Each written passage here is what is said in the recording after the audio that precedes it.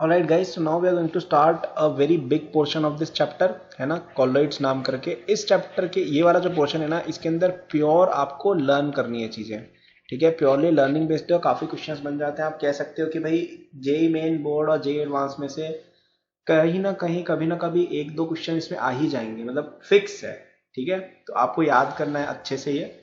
तो कॉलॉइड क्या होता है, ठीक है। इसमें मोस्टली देखो थ्योरी है, तो मैं रीड करूंगा, आप चीजें एनसीईआरटी से प्लीज याद करिएगा, उसमें बहुत अच्छे से बता रखा है, प्लीज उसको याद करना। जो इंपॉर्टेंट चीज होगी मैं लिख दूंगा। तो कॉलॉइड क्या होता है, एक ऐसा सब्सटेंस होता है, मतलब एक सब्सटेंस को हम कॉलॉइडल स्टेट में कहते हैं जब जो पार्टिकल साइज होता है ना डिस्पर्स्ड फेज का, वो greater than particle of true solution होता है, लेकिन लेस देन सस्पेंशन होता है। मतलब कि क्या, 1 से लेके 1000 नैनोमीटर तक उनकी पार्टिकल रेंज होती है। 1000 से ज्यादा होती है तो सस्पेंशन बोल देते हैं, 1 से कम होती है तो अपन ट्रू सॉल्यूशन बोल देते हैं, ठीक है। ये जब रेंज होती है तो कॉलॉइड होता है, आपने 9th में पढ़ा हुआ है तो कोई डिफिकल्ट है नहीं। दो चीजें होती है, डिस्पर्स्ड फेज, यानी कि डिस्पर्स्ड फेज जिस चीज को अपन ने डाला है सॉल्यूशन के अंदर, वो इसको डिसकंटिन्यूअस फेज या इंटरनल फेज भी बोला जाता है। एक होता है डिस्पर्शन मीडियम, जिसके अंदर जिस मीडियम के अंदर अपन ने डाला है। फॉर एग्जाम्पल गोल्ड सॉल जैसे एक है, गोल्ड सॉल नाम करके कॉलॉइड होता है, इसके अंदर गोल्ड जो होता है ना, वो हो जाएगा आपका क्या, डिस्पर्शन फेज, ठीक है ना। और वाटर जो होता है वो क्या हो जाएगा आपका, डिस्पर्शन मीडियम, ठीक है। इतना समझे, बस ये थ्योरी थी, मतलब इसमें कुछ समझने का है ही नहीं एक्चुअली, ठीक है। तो आप याद करिए इन चीजों को। डिफरेंशिएटिंग पॉइंट ऑफ कॉलॉइड, तो कॉलॉइड एक हेटेरोजेनस सिस्टम होता है जिसके अंदर एक डिस्पर्स्ड फेज एक डिस्पर्शन मीडियम होता है, मैंने आपको बता ही दिया है, ठीक है। रेंज आपको ध्यान रखनी, रेंज जो होती है वो डिफरेंट होती है, ओके। तो ये कुछ बातें हैं जो कॉलॉइड्स को, स्पेशली जो रेंज वाला पॉइंट है वो डिफरेंशिएट करता है, ठीक है ना। तो अब याद रखिए रेंज रहती है कहां से कहां तक, 1 से लेके 1000 नैनोमीटर तक। इससे ज्यादा तो सस्पेंशन, इससे कम तो true solution. Classification on the basis of DP and DM, तो एक टेबल होती है इसकी बहुत बड़ी सी, ठीक है। अभी बना के यहाँ कोई सेंस नहीं है, मैं कुछ एग्जांपल आपको बताऊंगा। ये सब आपने क्लास 9 10th में पढ़ा हुआ है, और अभी आपके टेबल और मिल जाएगी क्लास 12th की एनसीईआरटी में। तो अगर सॉलिड इन सॉलिड होता है, ठीक है ना, तो हम उसको बोलते हैं सॉलिड सॉल। एग्जाम्पल इसके हो जाते हैं कलर्ड ग्लासेस, जेम स्टोन्स वगैरह। सॉलिड इन लिक्विड होता है, उसको हम बोलते हैं सॉल, ठीक है। जैसे कि इसको अपन, हाँ, जैसे कि एग्जांपल हो गया पेंट, सेल फ्लूइड्स वगैरह। सॉलिड इन गैस होता है, उसको अपन बोलते हैं क्या, एरोसॉल, ठीक है। याद रखिएगा ये सब चीजें, एरोसॉल। इसके एग्जांपल हो गए स्मोक डस्ट वगैरह। लिक्विड इन लिक्विड अगर है उसको हम, सॉरी, लिक्विड इन सॉलिड अगर है उसको हम बोलेंगे जेल, जैसे कि चीज, जेली, बटर एटसेट्रा। और लिक्विड इन लिक्विड अगर है उसको हम बोलेंगे इमल्शन, ठीक है ना। सुना होगा ना एशियन पेंट, इमल्शन, ऐसा कुछ सुना होगा तुम लोगों ने, मिल्क, हेयर क्रीम वगैरह। लिक्विड इन गैस को लिक्विड एरोसॉल बोला जाता है, गैस इन सॉलिड को बोला जाता है सॉलिड सॉल, और गैस लिक्विड को बोला जाता है फोम। मैंने सारे नहीं लिखे क्योंकि मैं चाहता हूं कि आप एनसीईआरटी खोलें, उसमें इस टेबल को याद करें, रट लें। मैं तो कहूंगा अभी पॉज करके अभी रटो उस टेबल को, ठीक है, क्योंकि इससे क्वेश्चन आते हैं, ओके। तो ये हो गया अपना classification on the basis of physical state, ठीक है ना। On the basis of interaction भी एक होता है, ठीक है ना, क्लासिफिकेशन ऑन बेसिस ऑफ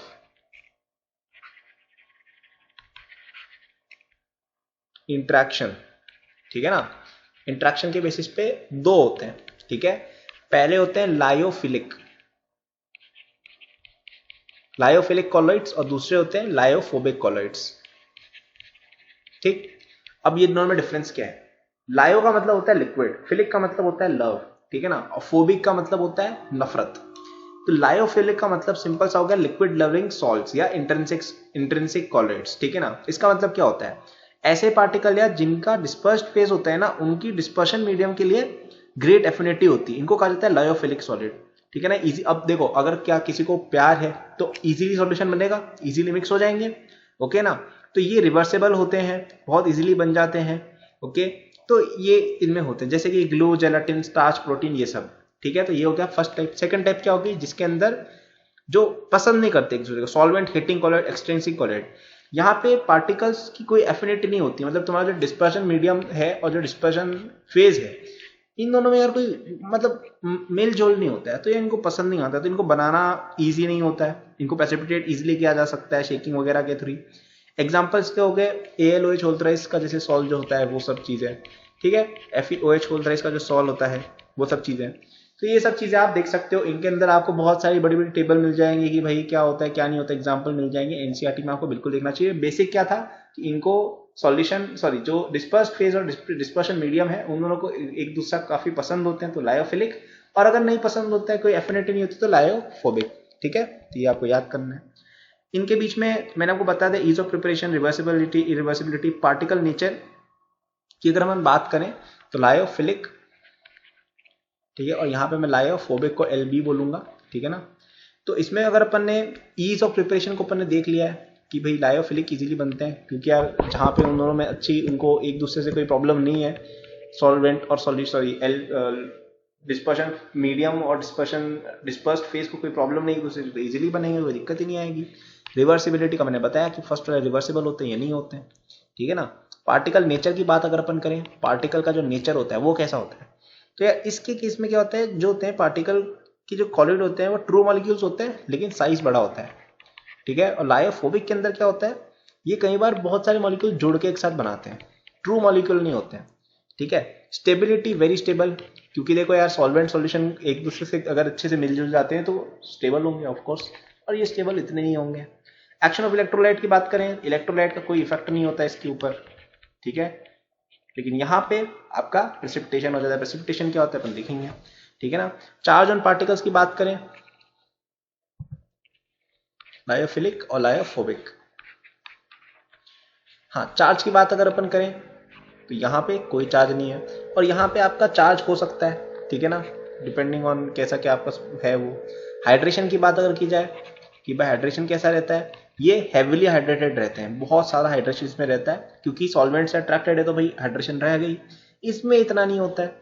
ठीक है। विस्कोसिटी की बात करें तो विस्कोसिटी डिस्पर्शन मीडियम से ज्यादा होती है इस केस में। ठीक है। इस केस में उतनी ही होती है। ठीक है, मैं इतना इंपॉर्टेंट पॉइंट्स लिखी है। टिंडल इफेक्ट की बात अगर अपन करें, टिंडल इफेक्ट के अंदर इसमें नहीं होता है, इसमें होता है। ठीक है। सरफेस टेंशन की बात करें तो यहाँ पे लो होती है ओरिजिनल से, और यहाँ पे ऑलमोस्ट सेम होती है।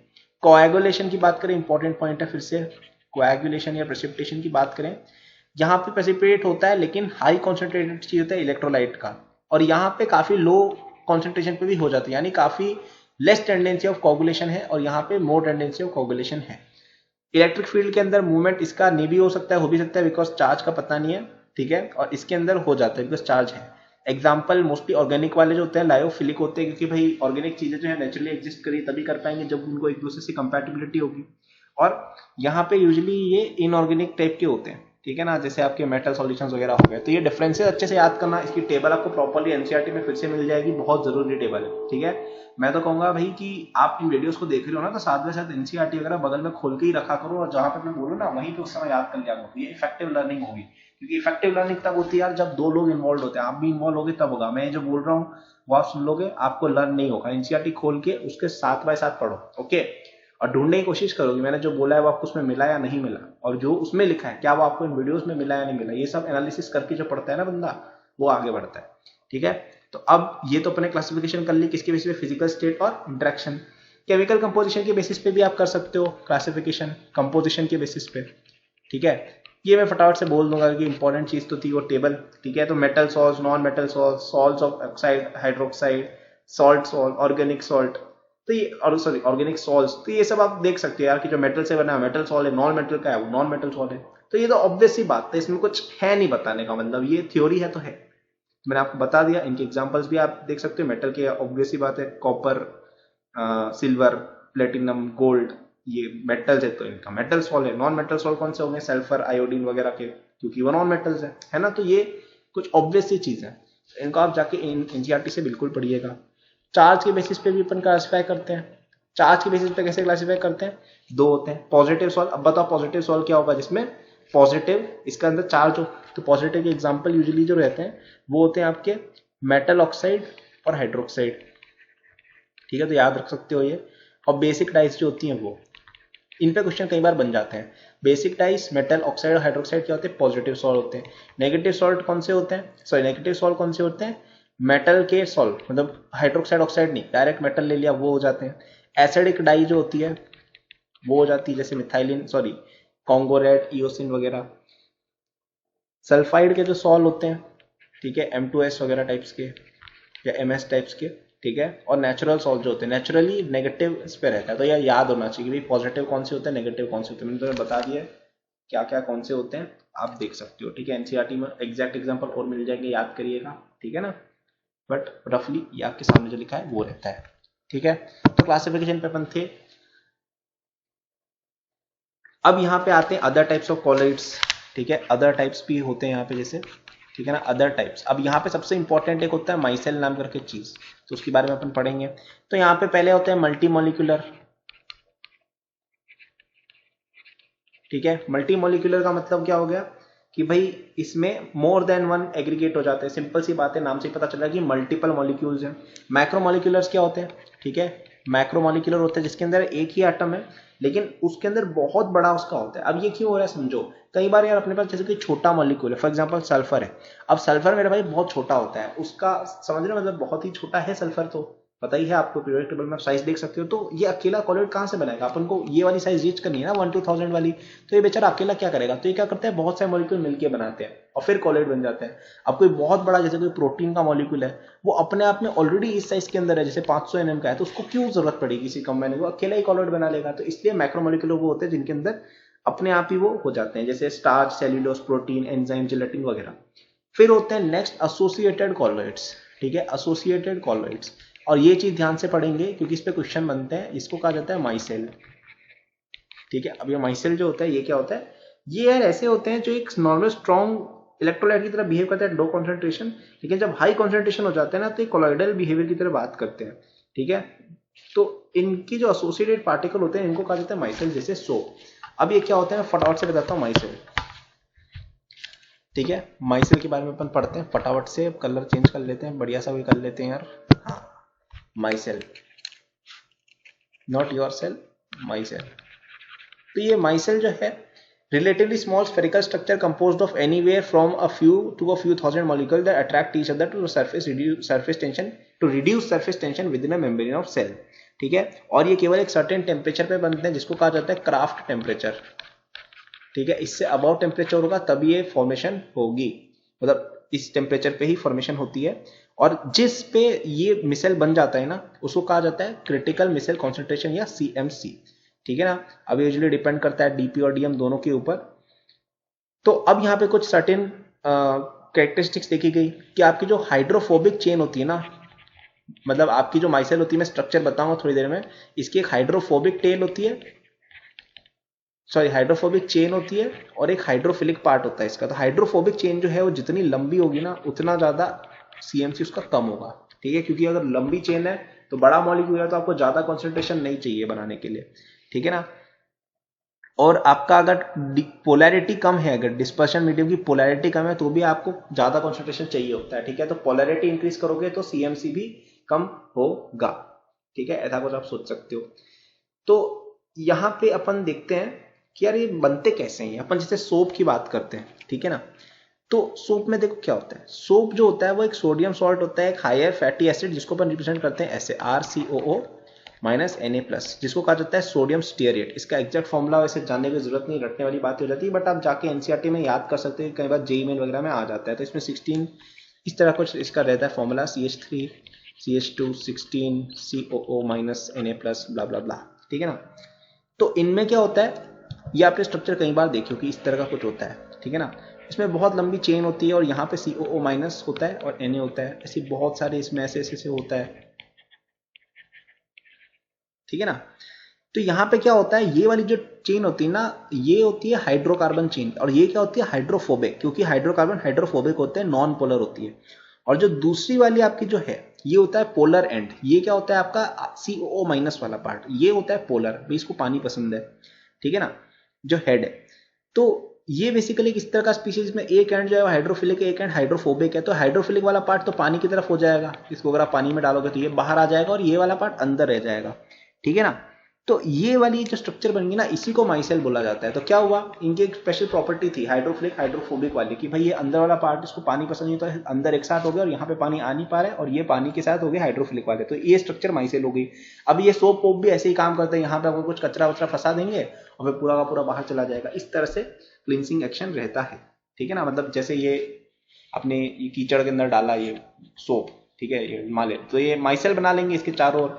अब माइसेल में स्पेशलिटी क्या है, बाहर वाला पार्ट को पानी पसंद है, अंदर वाले पार्ट को पानी पसंद नहीं है, तो ये अंदर वाला पार्ट कहीं ना कहीं ट्रैप हो जाता है। तो ये जो है, ये जो अंदर गंदगी है, ये बाहर ऐसे अपन इसको हिलाते हैं तो ये निकल जाती है, बहुत खत्म काम। तो ये सोप का क्लींसिंग एक्शन हो गया। तो ये सब आप लोगों ने पढ़ा हुआ है, ये 9th 10th के अंदर था, ये सारी चीजें थी, है ना। तो मैं रिपीट करके आपको बोर नहीं करूंगा, आप जाके एनसीईआरटी में एक बार पढ़ सकते हैं, और वैसे भी मैंने समझा दिया है कैसे काम करते हैं, ठीक है ना। तो अब ये अपन ने पढ़ लिया यार, सोप फॉर्मेशन, माइसेल्स वगैरह ब्ला ब्ला ब्ला, अपन ये सब बातें कर ली हैं। तो अब अपन आते हैं preparation of lyophobic colloidal solution की, प्रिपरेशन की बात करते हैं, ठीक है। लायोफोबिक सॉल्यूशन की बात करें तो इसके 2-3 मेथड्स होते हैं। पहला होता है कंडेंसेशन मेथड्स, ठीक है। कंडेंसेशन मेथड्स जो होते हैं, इनमें अपन क्या करते हैं कि एक होता है डबल डीकंपोजिशन, जैसे कि AH2O3 आप लीजिए हॉट वाटर के अंदर, उसके अंदर H2S मिलाएंगे, डबल डीकंपोजिशन इसका कराएंगे तो AH2S3 प्लस H2O मिल जाता है, ये सॉल्व है आपका। तो ये सब एग्जांपल्स हैं, मैं बस आपको बताना चाह रहा हूँ। एक होता है ऑक्सीडेशन नाम करके प्रोसेस होती है, ऑक्सीडेशन। इसमें क्या होता है कि SO2 लेते हो, उसमें H2S डालते हो, और ये सैचुरेटेड सॉल्यूशन होता है वाटर के अंदर, इसका ऑक्सीडेशन करते हैं तो क्या बन जाता है, सल्फर का सॉल्ट बन जाता है, ये सल्फर का सॉल्ट बन जाता है, ठीक है। एक रिडक्शन मेथड भी होता है। रिडक्शन मेथड में क्या होता है, रिडक्शन के थ्रू हो रहा है, ऑब्वियसली ये तो समझ में आ रहा होगा आपको। जैसे AuCl3 है, इसमें आप डाल दो SnCl2, इसका रिडक्शन करोगे तो क्या बन जाएगा, SnCl4 प्लस और ये गोल्ड, इसका सॉल्ट बन जाता है गोल्ड का, ठीक है। फिर एक और मेथड आता है आपका हाइड्रोलिसिस का, एक और मेथड आता है हाइड्रोलिसिस का। इसमें अपन क्या करते हैं, FeCl3 जैसे लेते हैं, मतलब मैं एक एक एग्जांपल बता रहा हूँ कि भाई आप इन प्रोसेसेस से कैसे बना सकते हो, ठीक है। बाकी ऐसे तो इनफाइनाइट एग्जांपल्स हैं,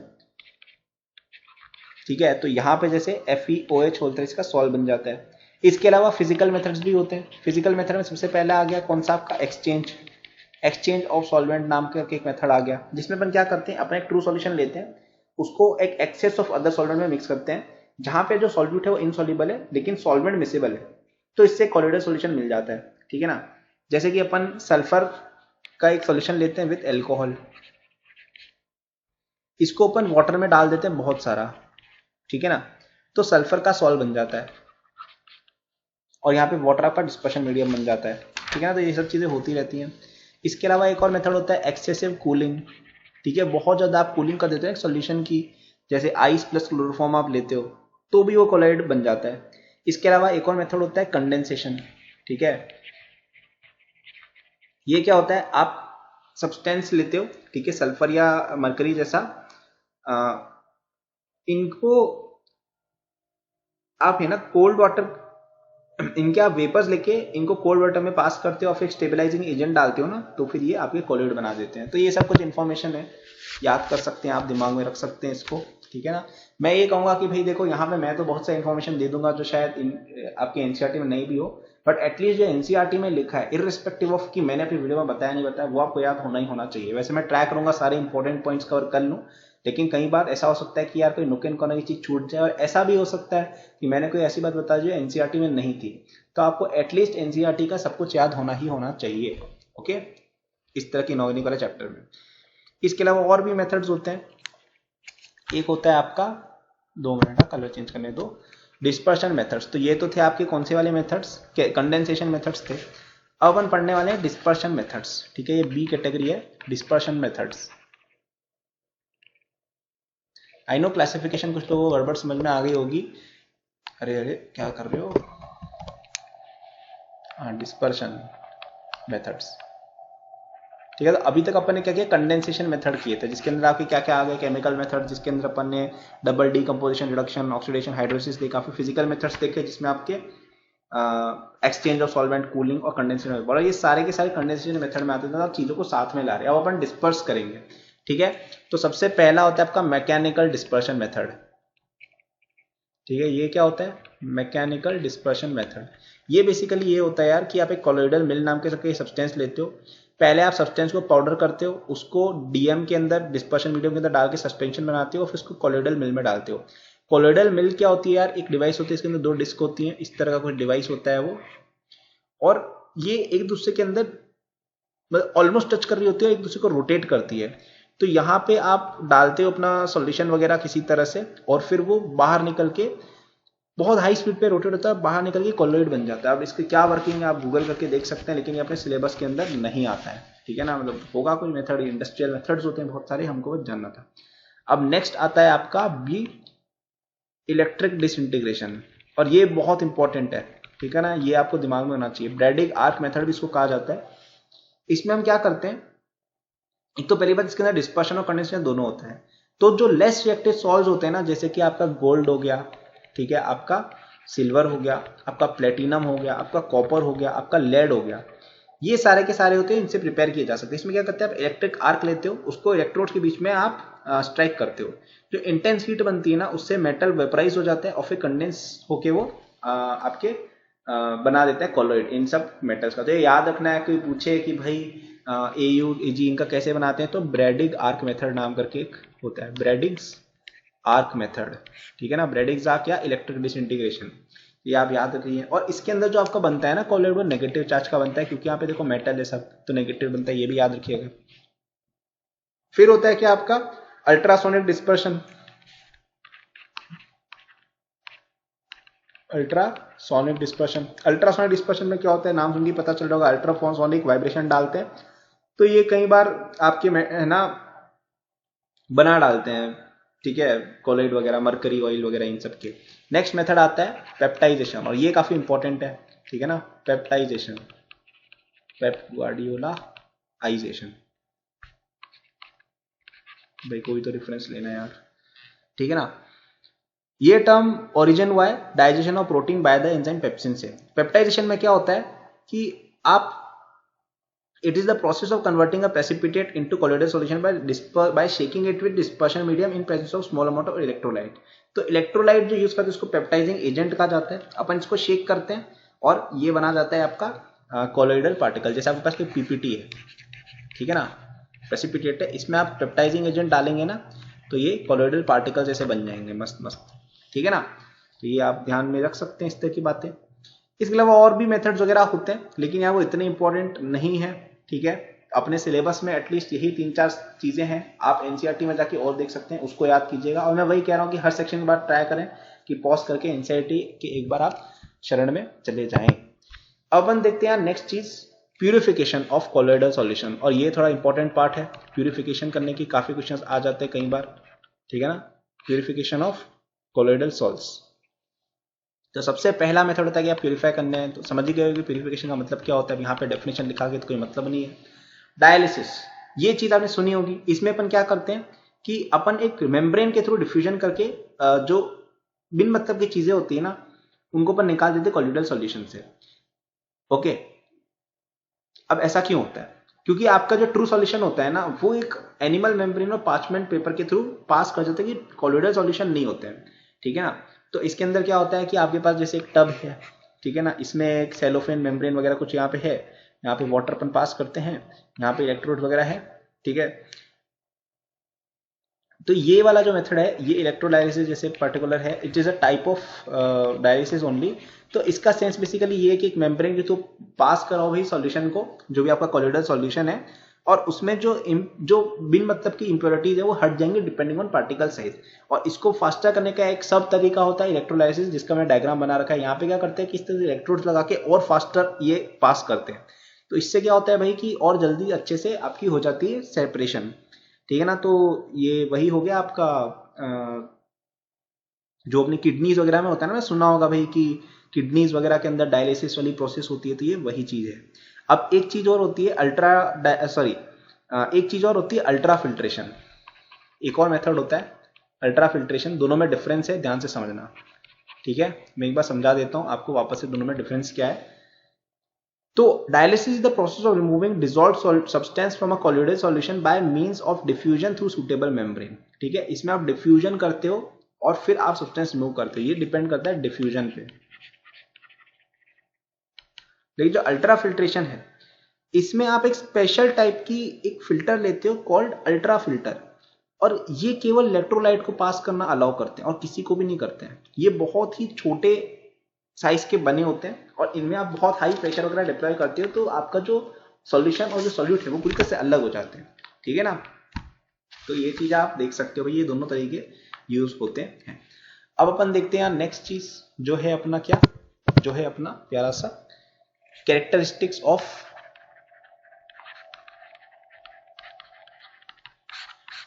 सॉल्स, कॉलोइडल सॉल्स। ठीक है, सबसे पहला होता है ये हीटेरोजेनस होते हैं। ठीक है, तो हीटेरो लिख दूंगा मैं यहाँ पे, क्योंकि ये दो फेजेस होते हैं इसमें। आप ऐसा नहीं होता कि सॉलिड सॉलिड बना रहे हैं। ठीक है, इसमें अलग अलग होते हैं। ठीक है, एक डिस्पर्जन, एक डिस्पर्स्ड फेज।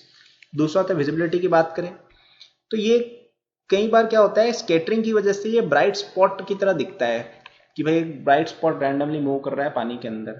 ठीक है ना, तो विजिबिलिटी के बारे में मैंने आपको बता दिया। ये कलर बहुत मस्त है। फिल्टरेबिलिटी मैंने बताया कि यार ये एक ऑर्डिनरी फिल्टर पेपर से पास हो जाते हैं, लेकिन बहुत फाइन जैसे अल्ट्रा फिल्ट्रेशन में हमने देखा उसमें नहीं हो पाते हैं ये पास। कॉलिगेटिव प्रॉपर्टीज शो करते हैं ये, जो हमने पढ़ी थी या हम पढ़ेंगे डिपेंडिंग ऑन आप कब देख रहे हो। Okay, optical properties, Tyndall effect. ठीक है, ये चीज आपको दिमाग में रखनी है, टिंडल इफेक्ट। ये आपने इसे पढ़ा हुआ है जब आप बच्चे थे छोटे। इसमें क्या होता है यार, ये आप इसकी एक बहुत लंबी चौड़ी सी एक थ्योरी है जो आप पढ़ सकते हो एनसीईआरटी के अंदर जाके भी। तो एक टिंडल नाम करके एक वैज्ञानिक थे, उन्होंने देखा ना 1869 में, आई थिंक 1869 में गांधी जी का भी बर्थ हुआ था। उन्होंने ऑब्जर्व किया कि एक स्ट्रॉन्ग बीम ऑफ लाइट को पास करते हैं कॉलोइडल सॉल्व में, तो बीम का जो पाथ होता है इल्यूमिनेट हो जाता है। जो आपने देखा भी हो ना कभी डार्क रूम में जाना और यहाँ पे एक होल है, उससे अगर सनलाइट आ रही है तो एकदम ऐसा लगता है ना कि भाई यहाँ पे आपको सारे दिखते हैं जो पार्टिकल्स होते हैं ना, जितने भी आपके सैंड वगैरह के, मतलब वो धूल वगैरह के, वो दिखते हैं आपको, डस्ट पार्टिकल्स। तो ये जो बीम है इसको कहा जाता है टिंडल कोन। ठीक है ना, और ये एक तरह से स्कैटरिंग की वजह से हो रहा है। ठीक है, तो अब आप इसके अंदर देख, और ये स्कैटरिंग क्यों होती है, क्योंकि reflective index of DP and DM different होते हैं। अब ठीक है, इसके पीछे बिहाइंड फिजिक्स बहुत लंबी चौड़ी, आप बहुत कुछ रिसर्च इसमें करने जा सकते हो, बट मैं रिकमेंड नहीं करूंगा जे लेवल पे। थोड़ा सा कॉम्प्लेक्स फेनोमेनन है, अगर आप इसमें घुसते हो रमन इफेक्ट वगैरह बहुत चीजें आ जाती हैं। ऑलराइट, तो इसकी वजह से आपकी बहुत सारी फेनोमेनन ऑब्जर्व होती है, जैसे ब्लू कलर ऑफ स्काई, ये क्यों होता है। ठीक है ना, टेल ऑफ कॉमेट्स क्यों दिखते हैं। ठीक है, ये सब चीजें उसमें कई बार आपको दिख जाती है। अल्ट्रा माइक्रोस्कोप वगैरह बनाने में या हेटेरोजेनिटी ऑफ सोल्यूशन डिटरमाइन करने में काम आ जाता है टिंडल इफेक्ट। ठीक है, इसके अलावा एक और चीज होती है आपकी मैकेनिकल प्रॉपर्टीज। ठीक है, जिसके अंदर आपका हो गया ब्राउनियन मूवमेंट, सबसे पहला आ गया ब्राउनियन मूवमेंट। यार बहुत मस्त चीज है ना। ये बेसिकली क्या होता है यार कि आपका जो पार्टिकल होता है ना कॉलोइड के अंदर, वो जिग जैग ऐसे उल्टे सीधे चलता रहता है। ठीक है ना, इसको कहा जाता है ब्राउनियन मूवमेंट। और ये क्यों होता है, क्योंकि कोलिजन होता है आपका मॉलिक्यूलर डिस्पर्जन मीडियम और आपके डिस्पर्स्ड फेज का, इसलिए होता है।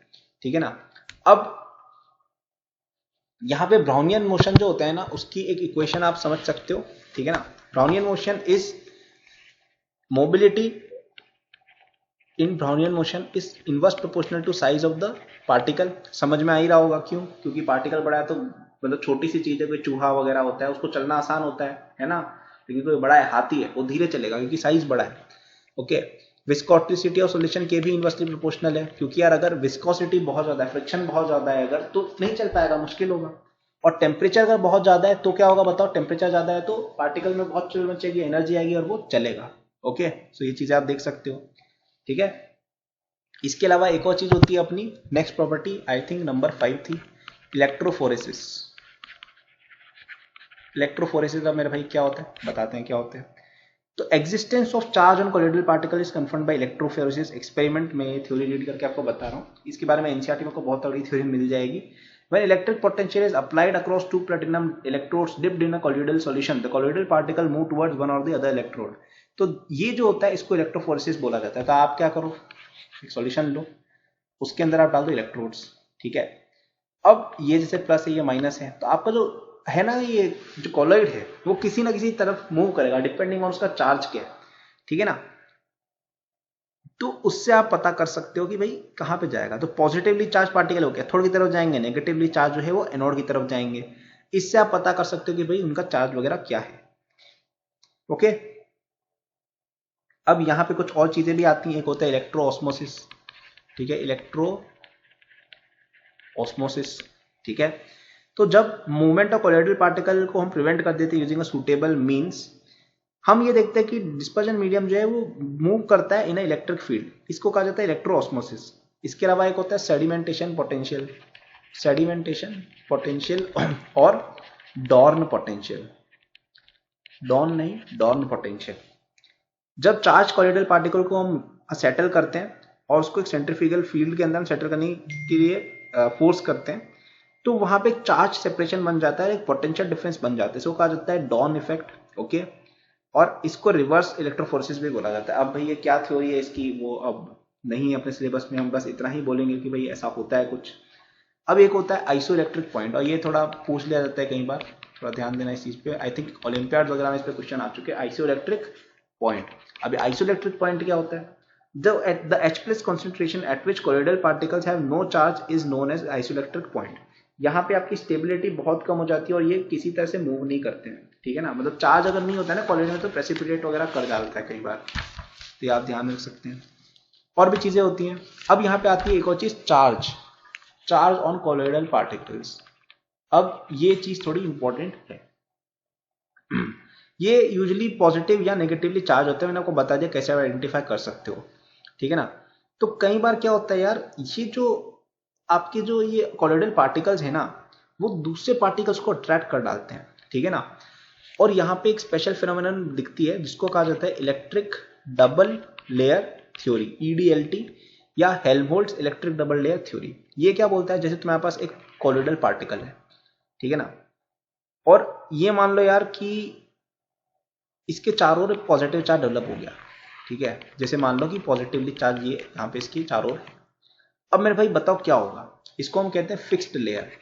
अब यार एक बात बताओ कि तुम्हारे पास एक पॉजिटिवली चार्ज एक बहुत बड़ा एक है इस तरह का गुब्बारा, इसके आसपास क्या होगा बताओ, नेगेटिव चार्ज आ जाएगा, नेगेटिव चार्ज अट्रैक्ट होगा क्योंकि पॉजिटिव है, इसकी चारों ओर एक और लेयर भी बन जाएगी, ये होती है आपकी मोबाइल लेयर। तो यहाँ पे देखो कि यार आपके पास एक कॉलोइडल लेयर, कॉलोइडल पार्टिकल के चारों ओर दो लेयर बन गई चार्ज की। पहली होगी पॉजिटिव चार्ज, ठीक है, और दूसरी होगी उस पॉजिटिव चार्ज से अट्रैक्टेड नेगेटिव चार्ज। तो पहली लेयर को हम बोलते हैं फिक्स्ड लेयर, दूसरी लेयर हो जाती है मोबाइल लेयर। समझ गए इतना? तो ये एक डबल लेयर हो रही है, दिख रहा है तुम्हें? तो इसको ही हम कहते हैं हेल्महोल्ट्ज इलेक्ट्रिक डबल लेयर, ठीक है ना। तो इनके बीच में जो आपका जो पोटेंशियल होता है ना, इन दोनों के बीच का जो पोटेंशियल है, जो डेल्टा वी है, इसको हम बोलते हैं जीटा पोटेंशियल, जीटा पोटेंशियल बोलते हैं, ठीक है ना। या फिर हम इसके एक और नाम भी बोलते हैं इलेक्ट्रोकाइनेटिक पोटेंशियल, इलेक्ट्रोकाइनेटिक पोटेंशियल, ठीक है। तो ये नाम है, जस्ट याद करना। इस पे कोई तुम्हें क्वेश्चन भी पूछने वाला है कि भाई बताओ इनके बीच में कितना है, क्या है, वो कोई नहीं पूछने वाला है। मैं बस बता रहा हूँ कि भाई ये चीज होती है, याद रख सकते हो। एक होती है आपके सामने एक और फेनोमेनन जिसपे काफी क्वेश्चंस बन जाते हैं, जो होता है आपका कोएगुलेशन, ठीक है ना, या फिर फ्लॉक्यूलेशन, एक ही चीज है दोनों, ठीक है ना। The process of aggregation of colloidal particles into insoluble precipitate by addition of some suitable electrolyte is known as coagulation, ठीक है ना। अगर अपन इसको लोअर कॉन्सेंट्रेशन पे करते हैं तो इसको हम बोल सकते हैं फ्लॉक्यूलेशन, ठीक है ना। तो फ्लॉक्यूलेशन थोड़ा सा डिफरेंट है कि यार कम कॉन्सेंट्रेशन तो फ्लॉक्यूलेशन बोल सकते हैं, उसको अपन शेक करके रिवर्सिबल कर सकते हैं। कोगुलेशन इसका थोड़ा बड़ा भाई है जिसमें रिवर्सिबल नहीं होती है वो चीज, ठीक है ना। तो इनको मैं स्लैश करके लिख दिया, कॉन्सेप्ट सेम ही है, थोड़ा सा डिफरेंस रहेगा इनमें। कोगुलेशन वैल्यू और फ्लॉक्यूलेशन वैल्यू एक चीज होती है। ये क्या होता है, the minimum concentration of electrolyte in millimoles required to cause coagulation of 1 litre of colloidal solution is called coagulation value. तो coagulation value equal to millimoles of electrolyte upon volume of solution in litres, ठीक है। तो आप बताओ कि यार आपको जितने भी लीटर सॉल्यूशन दिया है उसको आपको कोएगुलेट करने के लिए कितने मिलीमोल ऑफ इलेक्ट्रोलाइट चाहिए, और डिवाइड कर लीजिए इन दोनों को, तो आपके पास आ जाएगा कोएगुलेशन वैल्यू। काफी क्वेश्चन आते हैं इस पे, काफी ज्यादा आते हैं, ठीक है ना। कोएगुलेशन करने के बहुत सारे तरीके हैं, इलेक्ट्रोफोरेसिस से आप कर सकते हैं, ठीक है ना, म्यूचुअल प्रेसिपिटेशन के थ्रू कर सकते हैं, प्रोलॉन्ग डायलिसिस से कर सकते हैं, बहुत बड़ा डायलिसिस, बहुत देर तक डायलिसिस करें तो कोएगुलेशन हो जाती है, बॉइलिंग करके कर सकते हैं, कूलिंग करके कर सकते हैं, इलेक्ट्रोलाइट ऐड करके कर सकते हैं, ठीक है ना। तो ये चीज आप कर सकते हो। अब एक चीज होती है कि कोएगुलेशन पावर जो है ना, वो इनवर्स प्रोपोर्शन में होती है कोएगुलेशन वैल्यू के फॉर एन इलेक्ट्रोलाइट, ठीक है ना। अब ये क्यों, ये इसलिए क्योंकि मेरे भाई अगर तुम्हें कोएगुलेशन वैल्यू क्या बता रहा है, कितना तुम्हें कोएगुलेंट या इलेक्ट्रोलाइट चाहिए, ओके। अब अगर कम इलेक्ट्रोलाइट डाल के ज्यादा काम हो रहा है तो इसका ही मतलब है ज्यादा पावरफुल वो कोएगुलेटर है, तो हम कहेंगे कि इनवर्स प्रोपोर्शन में दोनों चीजें चलेंगी। ठीक है ना। अब कोएगुलेशन को कौन कौन अफेक्ट करते हैं, सबसे पहले हो जाता है nature of the sol itself, ठीक है, क्योंकि यार ऑब्वियस सी बात है कि भाई जैसे लायोफिलिक है वो इजीली कोएगुलेट हो जाता है, सॉरी लायोफोबिक इजीली कोएगुलेट हो जाता है कि स्टेबल नहीं होता है, लेकिन लायोफिलिक जो है उसको करना बड़ा मुश्किल होगा, ठीक है ना। नेचर ऑफ इलेक्ट्रोलाइट पे भी डिपेंड करता है, कुछ पे ज्यादा पावर होती है, किसी में कम होती है। जैसे जो स्ट्रॉन्ग इलेक्ट्रोलाइट होते हैं वो ज्यादा कोएगुलेटिंग पावर रखते हैं, जैसे NaCl ज्यादा पावर रखेगा CH3COH से फॉर एग्जांपल। एक होता है हार्डी श्लूज रूल, हार्डी श्लूज रूल, ठीक है, दोनों का साथ में नाम है, ये इंपॉर्टेंट है, थोड़ा इस पर ध्यान देना। हार्डी श्लूज रूल ये क्या बोलता है कि the greater the valency of coagulating ion greater is its power to precipitate. जैसे आपको किसी ने क्वेश्चन पूछ लिया कि Al3+ Ba2+ और Na+ के अंदर बताओ कोएगुलेटिंग पावर किसकी ज्यादा है, अगर आप नेगेटिवली चार्ज सॉल्ट को कोएगुलेट करना चाह रहे हो तो अपन यहाँ पे हार्डी श्लूज रूल के हिसाब से बोलेंगे कि भाई इसमें ज्यादा प्लस है तो ये ज्यादा इस तरह से होगा। नेगेटिव चार्ज भी आप नेगेटिव चार्ज ज्यादा जिस पे उस पर कर सकते हो। तो कई बार इस तरह क्वेश्चन आ जाता है कि भाई अब यहीं पे कुछ और डाल देंगे +3 +2 करेंगे, तो दिमाग में आना चाहिए इसके हाँ यार हार्डी श्लूज रूल पढ़ा था वो ऐसा कहता है। अब यार एक्सेप्शंस भी होते हैं हर जगह पे, थोड़ा दिमाग लगा के करना, ऐसा नहीं कि भाई कुछ और क्लियरली दिख रहा और तुम इस तरह टाइम पास करने लग जाओ, ठीक है ना। अगर सेम ही आयन है तो आप नंबर ऑफ आयन्स वगैरह के थ्रू भी देख सकते हो, तो अगर सेम है आपके पास सब कुछ चार्ज वगैरह तो आप नंबर ऑफ आयन्स वगैरह इससे भी कुछ चीजें आप देख सकते हो, ठीक है ना। ये चीजें हो गई। एक होता है आपका प्रोटेक्टिव कोलोइडल सॉल्ट,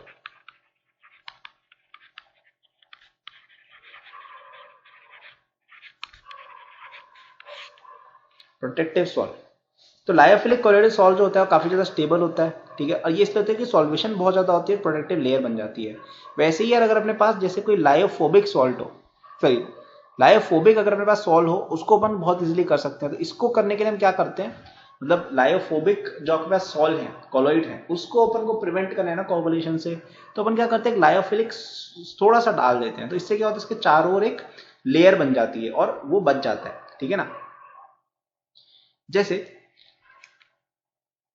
मैं आपको एग्जांपल देता हूं यार कि आपका जो जेलेटिन होता है ना, जेलेटिन ये जो होता है एक लायोफिलिक सॉल्ट है, ये गोल्ड सॉल्ट को प्रोटेक्ट करता है, ये लायोफोबिक है और ये लायोफिलिक है, ये इसको सॉल्ट को प्रोटेक्ट करता है। थोड़ा सा ऐड कर देते हैं ये तो आपका गोल्ड प्रोटेक्ट हो जाता है। और इसको एक्सप्रेस करने के लिए भी एक क्वांटिटी बनाई गई जिसको कहा जाता है गोल्ड नंबर, ठीक है, और इस पर भी क्वेश्चन बनते हैं तो याद रखना।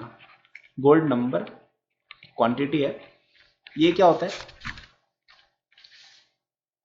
Weight of lyophilic salt in mg/10, ठीक है ना, वेट ऑफ लायोफिलिक mg के अंदर इंटू 10, ठीक है ना, weight of lyophilic salt in mg/10 upon volume of gold salt in ml, ठीक है, ध्यान रखना है बहुत इंपॉर्टेंट है। और प्रोटेक्टिंग पावर जो होती है वो इनवर्सली प्रोपोर्शनल होती है आपकी गोल्ड नंबर से। प्रोटेक्टिंग पावर समझाऊंगा चिंता मत करना, ठीक है। अब ये क्यों है, तो पहले गोल्ड नंबर होता क्या है, ये minimum amount of protective colloid in milligrams which when added to 10 ml of a standard gold salt is just sufficient to prevent a colour change from red to blue on addition of 1 ml of 10% sodium chloride solution is called the gold number. ये basically क्या बता रहा है कि भाई तुम minimum कितना protective colloid डालोगे mg के अंदर, देखो कितना तुम्हें डालना होगा सच दैट कि आपका जो जस्ट हल्का सा आपका प्रोटेक्शन हो जाए, ठीक है ना। तो आप क्या करो, आपको कितना दिया है लायोफिलिक सॉल्ट वो लो mg के अंदर, उसको 10 से मल्टीप्लाई करो और डिवाइड कर दो कि तुम्हारे पास कितना सॉल्यूशन है, ये होता है गोल्ड नंबर। इसके अंदर रिसर्च करने मत चले जाना कि भाई अरे कैसे इन्वेंशन हुआ इसका क्या इंप्लीकेशन है, भाई वो सब सिलेबस के अंदर नहीं है, बड़े हो गए केमिस्ट्री पढ़ोगे तो बिल्कुल समझ लेना, ओके। तो अब ये इनवर्सली प्रोपोर्शनल के प्रोटेक्टिव पावर सोच के देखो, अगर गोल्ड नंबर ज्यादा, इसका क्या मतलब है कि तुम्हें उस चीज को अगर तुम्हें बचाना है, ठीक है ना, उस इलेक्ट्रोलाइट को अगर बचाना है तुम्हें, मतलब अगर गोल्ड सॉल्यूशन को अपन को बचाना है तो ज्यादा इलेक्ट्रोलाइट डालना पड़ रहा है, सॉरी ज्यादा लायोफिलिक अपन को सॉल्ट डालना पड़ रहा है, राइट। तो same amount of gold salt को बचाने के लिए अगर ज्यादा तुम्हें लायोफिलिक आपको डालना पड़ रहा है सॉल्ट, इसका क्या मतलब है कि उसकी प्रोटेक्टिंग पावर कम है, क्योंकि जो अच्छा बंदा होता है प्रोटेक्शन में वो तो कम में ज्यादा कर लेता, बट इसके लिए हमें ज्यादा देना पड़ रहा है। So we can say that protecting power is inversely proportional to gold number. ठीक है, अब यहाँ पे आती है कुछ चीजें आलतू फालतू की, अब थ्योरी आती है कुछ, ठीक है ना। Application of colloids. अब देखो ये एप्लीकेशन वाला पॉइंट पूरी तरह से याद करने का होता है, मैं कुछ बोल के बता देता हूँ। मेडिसिन में काम आते हैं भाई, ठीक है, बहुत सारी मेडिसिन है, milk of magnesia, colloidal gold, argyrol वगैरह। टैनिंग में काम आता है, फोटोग्राफिक में काम आता है आपके, rubber plating, sewage disposal, cotton smoke precipitate के बारे में थोड़ी बात की जाती है। डेल्टास के अंदर होता है artificial rain, bleeding, stop bleeding from cut, stop screen, nano material, disinfectant, stem technology sorry, ये सारी चीजों में आपका आ जाता है। तो याद करो यार, ये सब एप्लीकेशन आपको एनसीईआरटी में मिल जाएंगे, दबा के उनको याद कीजिएगा। अब यहाँ पे अपन थोड़ी चीजें बात कर लेते हैं, इमल्शंस की बात कर लेते हैं। Asian paints, emulsion. दो अगर आपके पास इमिसिबल लिक्विड होते हैं उनको बोल जाते हैं इमल्शन। इमल्शन अनस्टेबल होते हैं और कई बार उनको बनाने के लिए और कई बार उनको दो सेपरेट लेयर्स में अपन बनाते हैं, ठीक है ना। अब अपन को अगर इमल्शन बनाना है तो थर्ड कंपोनेंट अपन डालते हैं, कौन, इमल्सिफाइंग एजेंट, जो उन दोनों के बीच में इंटरेक्शन करा के इमल्शन बनाता है। Emulsion droplets are bigger than sol particles, और उनको अपन माइक्रोस्कोप के अंदर देख सकते हैं और मैग्नीफाइंग ग्लास से भी अपन देख सकते हैं। एग्जाम्पल इसका बहुत बड़ा है मिल्क।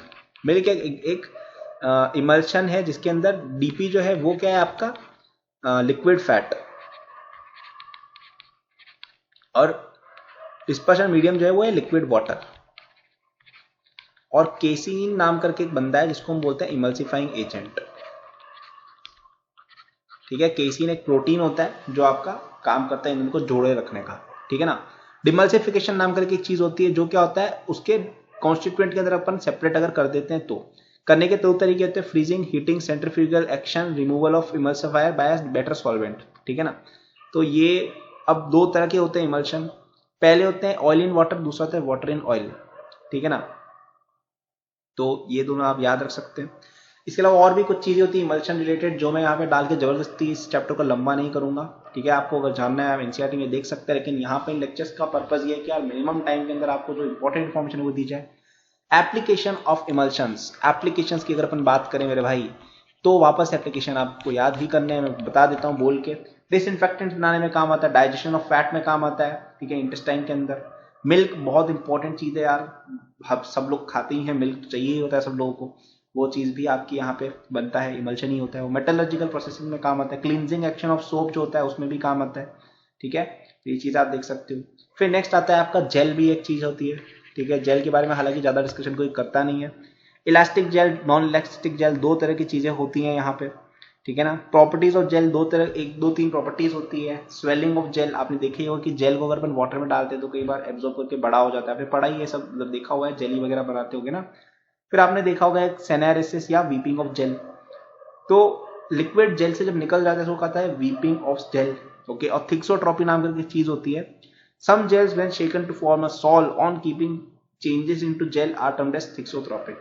तो ठीक है, ये सब बातें हो गई। यहाँ पे अपन इस चैप्टर पर डालेंगे एक बहुत ही बड़ा स्टॉप, ठीक है। और ये इंफॉर्मेशन जो मैंने आपको इस वीडियो में बताई प्लस एनसीईआरटी की रीडिंग करके आप most questions JEE main JEE advance के निकाल लोगे, इसका मुझे कॉन्फिडेंस है। काफी सारी चीजें अपन ने देखी यार, अपने स्टार्ट किया कहाँ से, स्टार्ट किया अपने एड्सॉर्प्शन के साथ कि भाई एड्सॉर्प्शन वगैरह क्या होता है, अपने देखा फिजिसॉर्प्शन, केमिसॉर्प्शन, फ्रेंडेज, आइसोथर्म वगैरह। कैटालिसिस की बात की, ठीक है, कैटालिसिस का अपन ने समझा मैकेनिज्म क्या होता है। फिर कॉलॉइड्स की बात की, कॉलॉइड्स की प्रॉपर्टीज देखी, कॉलॉइड्स का क्लासिफिकेशन देखा, प्रिपरेशन ऑफ कॉलॉइड्स देखा, माइसेल्स के बारे में जाना, ठीक है। फिर अपन ने देखा कॉलॉइड्स की कैरेक्टरिस्टिक्स क्या क्या होते हैं, प्रॉपर्टीज क्या क्या होती है। फिर अपन ने देखा उसके अंदर इलेक्ट्रोफोरेसिस वगैरह के बारे में जाना, चार्ज के बारे में जाना, बहुत सारी चीजें, कोएगुलेशन के बारे में जाना।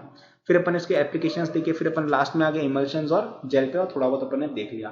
Thank you for watching this video till the end. I am sure that you enjoyed it. यदि आप अपनी पूरी जेई प्रिपरेशन मेरे साथ करना चाहते हैं तो आपको डिस्क्रिप्शन में मेरे जेई के फुल कोर्स का लिंक मिल जाएगा। इस कोर्स में आपको जो यूट्यूब पे मेरे लेक्चर्स और प्रॉब्लम सॉल्विंग के वीडियोस मिलते हैं उसके कंपेयर में बहुत ज्यादा कंटेंट है, एंड आपको यहाँ पे practice sheet with solution, test series with solution दी मिलती है। It's a complete solution, you can rely on it. आप यदि किसी कोचिंग जाते हैं या अगर आप सेल्फ स्टडी करते हैं, in both cases it will be very useful, so do check it out. Okay, इसके अलावा मेरे जेई के फ्री नोट्स भी डिस्क्रिप्शन में लिंक्ड हैं एंड डिस्क्रिप्शन में और भी मैंने बहुत सारे रिसोर्सेज फॉर स्टूडेंट्स डाले हुए हैं, जैसे the books that I recommend, my social media and my newsletter in case you want more content और if you want to approach me with any doubts और सजेशन। नोट्स हैं NEET के students के लिए, कॉलेज स्टूडेंट्स के लिए, startup enthusiast के लिए भी, ओलंपियाड एंथुसियास्ट के लिए भी कोर्सेज हैं, तो चेक जरूर कर लीजिएगा डिस्क्रिप्शन, आपको काफ़ी यूजफुल रिसोर्सेज वहाँ मिलेंगे। Thank for watching, like subscribe कर लीजिएगा for more such videos. Good luck.